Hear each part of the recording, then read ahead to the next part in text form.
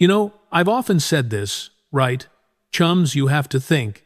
You have to be some kind of idealist to continue to believe the polished narratives the palace machine spins.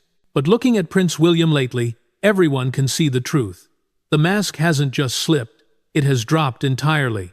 You didn't just watch a royal health update, you watched a system reach its breaking point, a king and his heir standing side by side, voices shaking, finally telling the world that Princess Kate's condition was far more serious and dangerous than they'd ever allowed the cameras to see. This wasn't just about cancer, it was about secrecy, control, and what happens when the one person who humanizes the crown nearly slips away. Imagine standing in a grand, ancient house where the walls are cracking, yet the advisors are only concerned with hanging more beautiful paintings to hide the damage instead of fixing the foundation. That is exactly what is happening to the monarchy right now. William is no longer just the heir to the throne.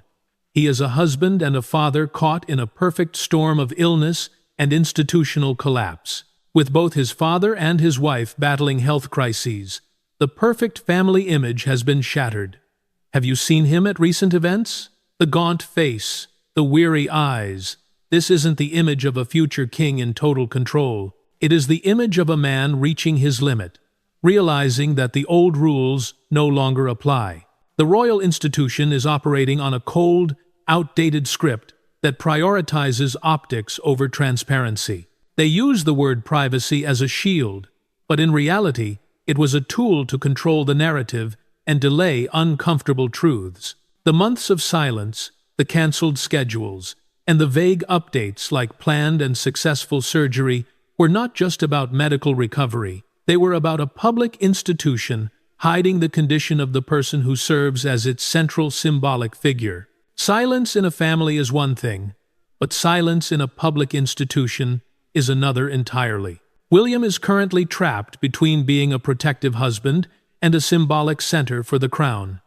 He knows better than anyone that the system needs a total reset. When a monarchy only functions because of a few humanized faces, every time those faces falter, it isn't just a family tragedy. It is a test of survival for the entire institution. He doesn't want to live on a life raft of temporary PR fixes. He needs the gears of the monarchy to actually work in a modern world. If the crown wants to survive, it can't go back to pretending nothing ever breaks behind palace walls. Now, let's go back to the moment the silence began, a period of absolute, chilling stillness that gripped the United Kingdom. You see, chums, I've often said this. In the world of high-stakes power, silence is never an accident. It is a strategic choice, a calculated wall built to keep the truth from leaking out before the men in gray suits can figure out how to spin it. Think about the first announcement. They called it a planned and successful abdominal surgery. The language was neat, professional, and designed to reassure. But as the weeks turned into months, that reassurance began to rot into suspicion. You have to think about the optics here. In a modern era, you don't just lose a future queen for 3 months without a single authentic sighting. No photos of her leaving the clinic. No casual waves from a car window. Nothing but a void. This wasn't just about Princess Kate's privacy. It was the first major crack in the palace machine. The system was trying to run on an 18th century script in a 21st century world. They thought they could control the narrative by simply saying nothing. But they forgot that in the absence of truth, the world fills the vacuum with the most terrifying rumors imaginable. The turning point, the moment the panic button was truly pressed, was when Prince William abruptly cancelled his attendance at the memorial service for his godfather, King Constantine, citing a personal matter at the very last minute. That wasn't just a scheduling conflict, chums. That was the sound of the foundation breaking. For a man who has been trained since birth to put duty above all else, walking away from a high-profile royal event minutes before the cameras started rolling sent a shockwave through the institution. It told the world that the personal matter was no longer something the palace could manage with a press release. I understand why the advisors were terrified.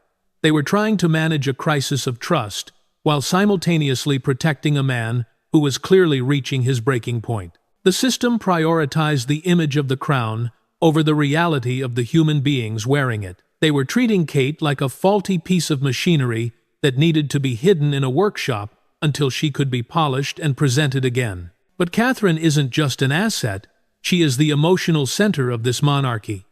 When she is missing, the gears of the clockwork don't just slow down, they start to grind against each other until they smoke. William was caught in the middle. He was being told to keep a stiff upper lip by the old guard, while his reality was crumbling at home.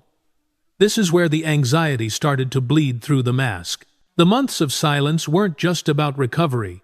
They were a failed experiment in institutional secrecy. You cannot claim to be a public institution and then treat the health of your most popular member like a state secret. It was a failure of the PR machine that left William exposed and the public feeling betrayed. Don't go anywhere, because in the next segment, I'm going into the hospital whispers, and the moment William realized the old way of doing things was going to destroy his family if he didn't demand a total system reset. Now, chums, let's go deeper into the cold, clinical halls of the London Clinic, a place that was supposed to be a fortress of medical privacy, but instead became the epicenter of an industrial-scale gossip mill. You have to think about the sheer atmospheric pressure inside those walls. While the world was searching for any sign of Princess Kate, a very different kind of drama was unfolding behind the security detail. I'm talking about the reported breach where staff members, those tasked with the most sacred trust, allegedly tried to access her private files. This wasn't just a security failure. It was a symptom of the institutional rot that occurs when you try to keep a global figure in total darkness. Imagine Prince William's state of mind at that moment.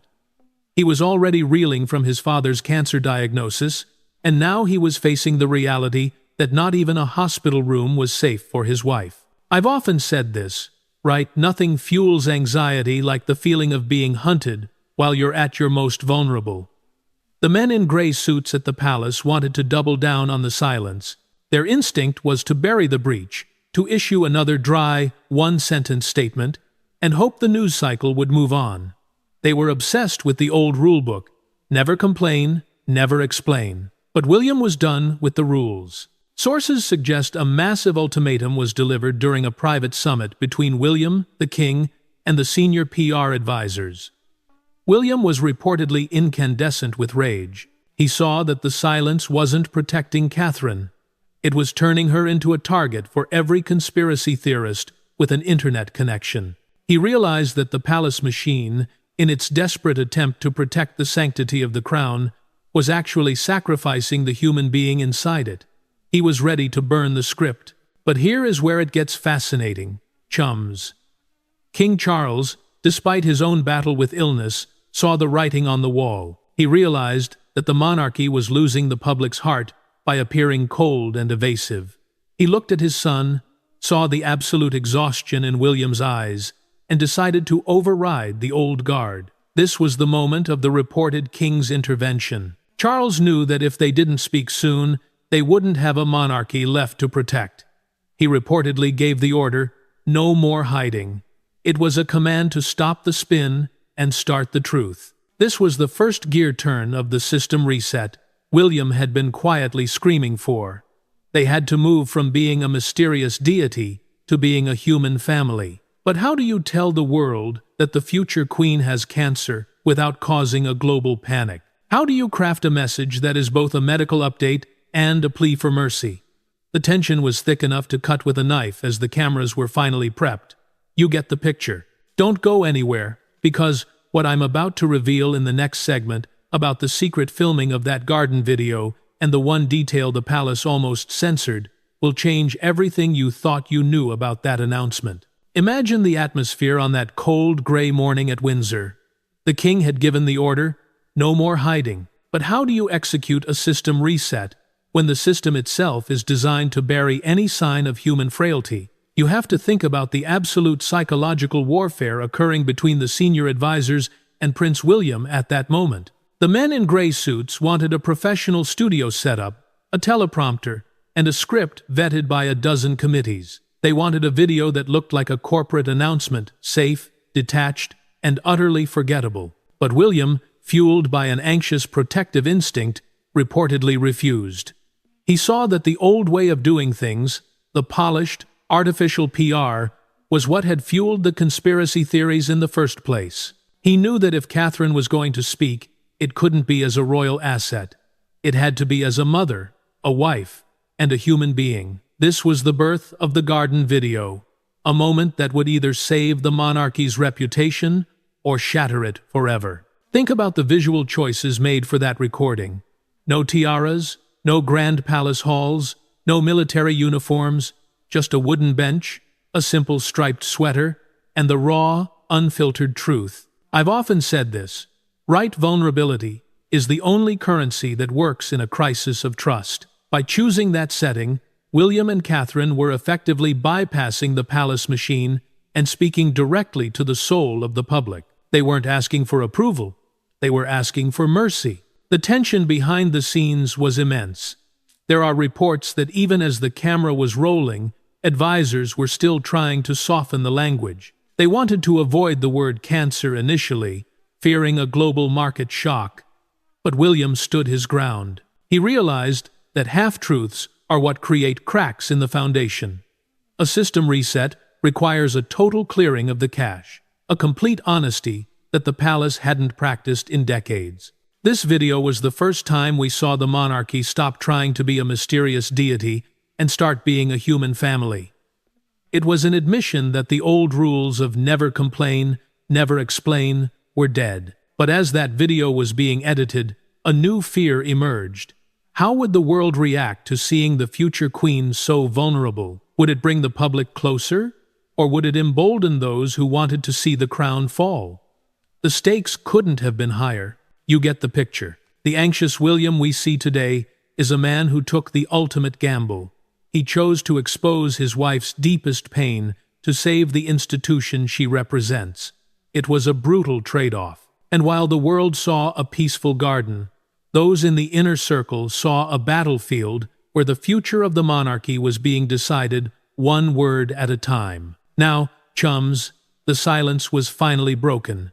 But the war for the future of the monarchy had only just begun. You have to think about the global shockwave that hit the moment Princess Kate's garden video went live. It wasn't just a medical update. It was a total demolition of the old palace brand. I've often said this, right? You can't unsee the truth once it's been laid bare. For the first time in history, the world didn't see a distant, untouchable icon. They saw a mother, a wife, and a woman fighting for her life. And while the public responded with a massive wave of empathy, inside the palace walls, the men in gray suits were in a state of absolute existential terror. They realized that the system reset William had demanded was actually working, but it was working in a way they couldn't control. The old guard wanted the video to be a one-time exception, a crisis blip before returning to the stiff, formal secrecy of the past. But William knew there was no going back. You have to think about the sheer psychological shift he was leading. He was effectively telling the institution that if the crown wanted to survive the 21st century, it had to stop acting like a museum and start acting like a human family. But here is the bitter reality of that reset. Chums. Every time you choose transparency, you lose the protection of the myth. By showing Kate's vulnerability, William was exposing the fact that the monarchy is entirely dependent on her popular appeal. She isn't just a member of the team, she is the entire foundation. This realization sent William's anxiety into overdrive. He was no longer just worried about her health, he was worried about the predatory nature of the media and even certain members of his own extended family who might try to exploit this moment of weakness. The tension moved from "what is wrong with Kate" to "how do we protect the person who protects the crown?" William began to implement a ring of steel around his family that the palace advisors absolutely hated. He started bypassing the traditional royal rota, limiting access to only a few trusted photographers, and taking the narrative entirely into his own hands through their own social media channels. He was essentially firing the old PR machine and building his own Team Sussex-style digital fortress, but doing it with the weight and gravity of the future king. I want you to think about the friction this caused. The palace machine is built on access. It's a trade-off. The royals get the taxpayers' money, and the press gets the photos. By cutting off that access to protect Catherine, William was breaking a centuries-old contract. He was resetting the system to prioritize family first, crown second. It was a revolutionary move, and it left the old guard whispering that he was becoming difficult or isolated. But William didn't care. He had seen what the system did to his mother, and he was determined that it would not happen to his wife. But as the months of treatment continued and the news of remission finally surfaced, a new shadow began to loom over William's anxious heart. It wasn't a medical shadow, but a political one. He realized that while he was busy saving his family, the other side across the Atlantic was watching, waiting, and preparing their own move. You get the picture. Now, let's look at the chilling reality of what this system reset actually means for the hierarchy. Because while William was building his digital fortress to protect Catherine, a much darker shadow was looming from across the Atlantic. You have to think about the timing, chums. In the world of royal power, there is no such thing as a vacuum. If you don't fill the space with your own narrative, someone else will fill it for you. And we all know who has been waiting in the wings, ready to capitalize on every ounce of palace instability. While William was navigating the most anxious period of his life, he wasn't just fighting cancer and outdated PR. He was fighting for the very legitimacy of his future reign. I've often said this, right? The Sussexes thrive on the old system's failures. Every time the palace was silent, every time a gray suit issued a vague statement, it was a gift to Montecito. It allowed the narrative to be hijacked by those who want to portray the monarchy as cold, distant, and uncaring. William realized that if he didn't reset the system now, he would inherit a ghost ship, a crown, with no one left to believe in it. But here is the detail that the mainstream media is too afraid to touch: the regency in all but name. You have to think about the sheer psychological burden on William right now. He is essentially functioning as the acting king, while his father is sidelined by treatment. This isn't what he signed up for at this stage of his life. He wanted years more as a father and a supportive heir, but the system broke, and it broke fast. Sources inside the palace whisper that the friction between Team Charles and Team William has reached a boiling point. The king's advisors want to maintain the status quo, the slow and steady march of tradition. But William is moving at light speed. He is making executive decisions about branding and family protection that are essentially uncoupling his office from the old Buckingham Palace machinery. This creates a terrifying paradox for William. To save the monarchy, he has to dismantle the very structures that kept it alive for his grandmother. He is anxious because he knows that every step he takes toward transparency and family first makes the institution more vulnerable to the sharks in the water. He sees the Sussexes launching brands and filming documentaries, and he knows that the only way to beat a celebrity royal is to be a human royal. But being human means being breakable. I want you to imagine the sleepless nights, the constant tactical meetings, and the weight of knowing that one wrong move, one more leaked photo, or one more poorly timed statement could give his brother the ammunition needed to claim the modernization prize. William isn't just resetting the system for Catherine. He is resetting it to prevent the Sussexes from becoming the only relevant royal story in the eyes of the younger generation. It is a high-stakes game of chess, played in the middle of a family tragedy. You get the picture. But as Catherine moves toward a full return to public life, a new and even more complex question is emerging. If the system has been reset to prioritize her health and her privacy, what happens when the crown demands its pound of flesh once again? Can the monarchy truly survive on William's terms? Or is he simply delaying an inevitable collapse? Don't go anywhere, because in the next segment, I'm going to reveal the remission roadmap and the one royal secret that William is still desperate to keep under wraps.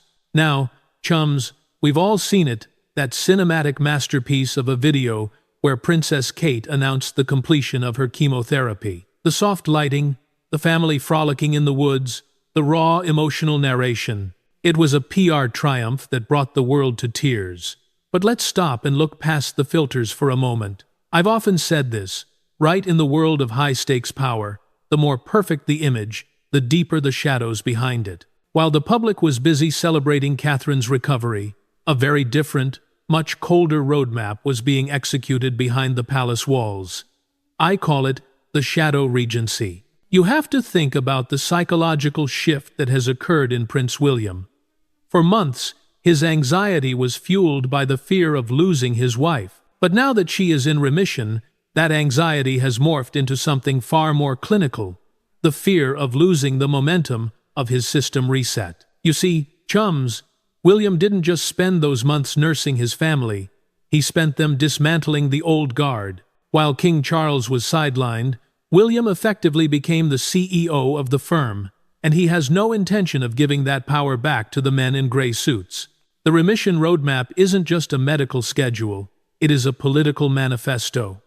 William has used this crisis to consolidate power in a way that has left Buckingham Palace advisors reeling. He has quietly established a shadow cabinet, a team of digital-first strategists and crisis managers who report only to him. He is effectively bypassing the ancient, stiff protocols that Elizabeth II spent 70 years perfecting. He realized that the old way, the secrecy and the dry press releases, nearly destroyed his family's reputation during the "Where is Kate" vacuum. He is resetting the system to ensure that the Wales dynasty operates as an independent, modern powerhouse, separate from the slow-moving machinery of his father's court. But here is the bitter secret that William is desperate to keep under wraps: the institutional civil war. Sources suggest the friction between Kensington Palace and Buckingham Palace has reached an all-time high. The king's people want a return to tradition, the garden parties, the formal investitures, the mystique. But William is saying no. He is prioritizing impact over ceremony. He is anxious because he knows that every time he breaks a tradition to protect Catherine's schedule or to prioritize their digital narrative, he is pulling another brick out of the foundation of the old monarchy. He is essentially a king-in-waiting who has already started his reign. He is making executive decisions on branding, global tours, and family protection that are revolutionary. He knows that if he goes back to the old script, he leaves the door open for the Sussexes to claim the title of modernizers. But this shadow regency is a dangerous game. By stripping away the mystery of the crown to gain public empathy, he is leaving the institution exposed. William is anxious because he's playing a game of chess where he has to sacrifice the Queen's traditional role to save the monarchy's future. Don't go anywhere, because in the next segment, I'm going to reveal the 100-day plan for Catherine's full return and the one reason why her newfound star power is actually making William more nervous than ever before. You get the picture. Now, chums, we are entering what I believe is the most high-stakes phase of this entire system reset. You know, I've often said this: right silence can be a powerful weapon.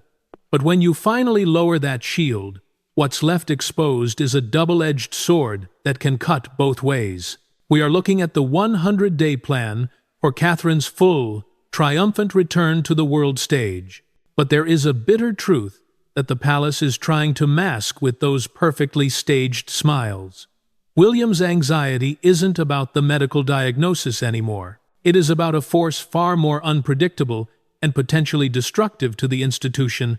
I call it the fame paradox. You have to think about the data here. After that raw, emotional garden video and those cinematic glimpses of their family life, Catherine's approval ratings didn't just climb, they exploded. She has reached a level of global adoration that far exceeds King Charles and even William himself. Do you see the irony? William reset the system by transforming Kate from a distant, untouchable icon into a vulnerable woman to win back the public's heart. He succeeded beyond his wildest dreams, but in doing so, he has created a new strategic nightmare for a future king. William understands royal history better than anyone. He is haunted by the ghost of the past, the story of his mother, Princess Diana. He knows that when an individual becomes too bright, too radiant, they inevitably eclipse the very institution they are meant to represent. His anxiety right now is rooted in the fact that the British monarchy has become dangerously dependent on one single person. If Catherine is the only bridge left between the crown and the public, what happens if she gets tired? What happens if she needs to step back again? By resetting the system to revolve around Catherine's humanity, William has accidentally turned her into a single point of failure. He is facing a brutal reality. To save the monarchy from the Sussexes' attacks and the apathy of Gen Z, he turned his wife into a global superstar. But a superstar requires a constant feed of charisma and perfection, whereas a woman recovering from a major health crisis needs peace. The upcoming 100-day plan isn't just a calendar of events. It is a stress test to see if the monarchy can survive the weight of the expectations William has placed on her shoulders. He is standing in the wings, watching his wife prepare for this massive stage, and he is terrified. He is afraid he has created a media monster that even he can't control. He's worried the public will no longer accept a normal Kate, they demand. Angel Kate, the woman who conquered death. This anxiety has turned William into a micromanager. He is reportedly vetting every frame of footage and every word of every press release. He is trying to cool down his wife's stardom to protect her. But the palace machine, having tasted the intoxicating power of 90% approval ratings, is pushing for her to do more, see more, and be more. It is a gut-wrenching internal tug-of-war. You can see him trying to keep the mask steady. But new cracks are appearing because of Catherine's own brilliance. This is the ultimate lesson in power. When you use vulnerability to save a system, you inadvertently turn that vulnerability into a commodity that the public will never stop demanding. You get the picture. Don't go anywhere, because in the next segment, I'm going to decode the war of the images and why one specific leaked photo could dismantle everything William has sacrificed to build. Now, chums, we are entering the most volatile territory of this entire system reset, what I call the war of the images. You have to think about the sheer atmospheric pressure William is under right now. I've often said this, right in the digital age, a single pixel can be more destructive than 1,000 words of gossip. The monarchy used to survive on mystique, but William has traded that mystique for humanity. And the problem with humanity is that it is messy, it is unpredictable, and it is incredibly easy to fake or to debunk. You have to remember the Mother's Day photo disaster. That wasn't just a PR blunder, chums. It was a warning shot from the future. It showed William that in a system reset built on honesty, the slightest hint of manipulation becomes a nuclear event. His anxiety is now focused on a terrifying reality. If he is selling authentic Kate to the world, then every single image released must be beyond reproach. One more edit, one more filter gone wrong, and the public won't just be disappointed, they will feel betrayed. They will feel like the reset was just another layer of the same old palace lies. But here is the detail that keeps the senior advisors awake at night. The unfiltered snap. You see, chums, William is terrified of the one photo he can't control. He has built a ring of steel around Windsor, using his own photographers to release cinematic, soft-focus family videos. But the men in gray suits know that the world is hungry for the raw reality. They are waiting for that one paparazzi shot of Catherine, looking exhausted, looking human in a way that doesn't fit the polished narrative. William's anxiety is rooted in the fact that the system he created is brittle. It relies on a level of perfection that no human being recovering from cancer can possibly maintain forever. I want you to think about the psychological warfare William is playing with the global media. He is essentially saying, I will give you these beautiful, controlled glimpses, but if you try to take more, I will shut you out entirely. It is a high-stakes standoff. He is trying to force the media to accept his new deal, but the media thrives on the old rules of the hunt. He knows that across the Atlantic, the Sussexes are playing a completely different game. They want the cameras, they invite the glare. William is trying to keep the light focused only where he wants it, but the shadows are growing longer. The war of the images is actually a war for the truth. If the public sees a discrepancy between the garden video and the reality of Kate's return, the system reset will collapse like a house of cards. William is anxious because he has staked the entire future of the crown on a narrative of total honesty, but he's doing it in an era of deep fakes and AI. He is fighting a 21st century war with a heart that is still trying to protect a 20th century family. The stakes couldn't be higher. One poorly timed photo, one unauthorized look at the future queen, and the humanized monarchy becomes a vulnerable monarchy. And in the world of power, vulnerability is often the first step toward irrelevance. You get the picture. Don't go anywhere, because in our final segment, I am going to reveal the final reset, the ultimate choice William has to make between being a king who protects the institution or a man who protects his wife, and why he may not be able to do both. Now, chums, we have reached the final chapter of this deep dive into the system reset, and we find ourselves standing at the ultimate crossroads of modern royal history. You know, I've often said this, right? The crown is a jealous mistress. It demands every ounce of your soul, your privacy, and your health, and it offers very little in return but a gilded cage. But looking at Prince William as he prepares for the inevitable transition to the throne, we see a man who has made a definitive, perhaps even dangerous, choice. He has decided that he will not be a king of the old world. He is not just resetting the PR, he is resetting the very definition of what it means to be a sovereign in the 21st century. You have to think about the final choice William has faced behind those closed doors. On one side, he has the men in gray suits, whispering that the institution must come first, that the show must go on, regardless of the human cost.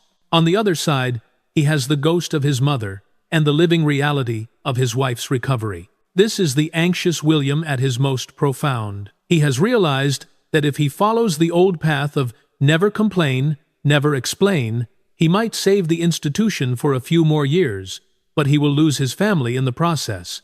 And for William, that is a price he is no longer willing to pay. The system reset we've decoded throughout these segments is actually a declaration of independence.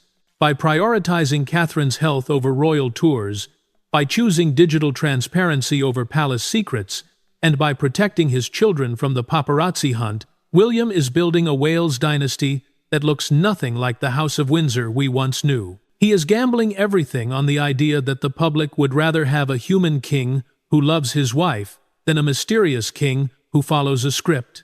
It is a revolutionary gamble, and it has left the traditionalists in the palace absolutely terrified. They fear that by making the crown human, William has made it optional. But here is the final bitter secret of this entire saga. William knows the clock is ticking. He is functioning as an acting king while his father battles illness, and he is doing it under the constant glare of a global audience and the persistent shadow of his brother across the Atlantic. His anxiety is the fuel for his transformation. He isn't resetting the system because he wants to. He's doing it because he has to. He knows that a monarchy that doesn't evolve is a monarchy that becomes a museum. And as he has shown us through the garden video and the Ring of Steel, he refuses to let Catherine or his children become exhibits in that museum. The new era of the monarchy will be defined by this moment. It will be leaner, it will be more digital, and it will be infinitely more vulnerable. William has traded the divine right of kings for the human right to be a husband and a father. As he steps toward the throne, he does so with an anxious heart, but a clear vision. The system has been reset, the cache has been cleared, and the men in gray suits have been sidelined. The question now is, will the public stay for the reality show, or will they miss the fairy tale? You get the picture. It's been an incredible journey decoding this crisis with you. William has shown us that even in an institution 1,000 years old, one man's love for his family can be enough to break the machine. But as we look to the future, we have to ask, in a world that demands constant access, can a human king ever truly find peace?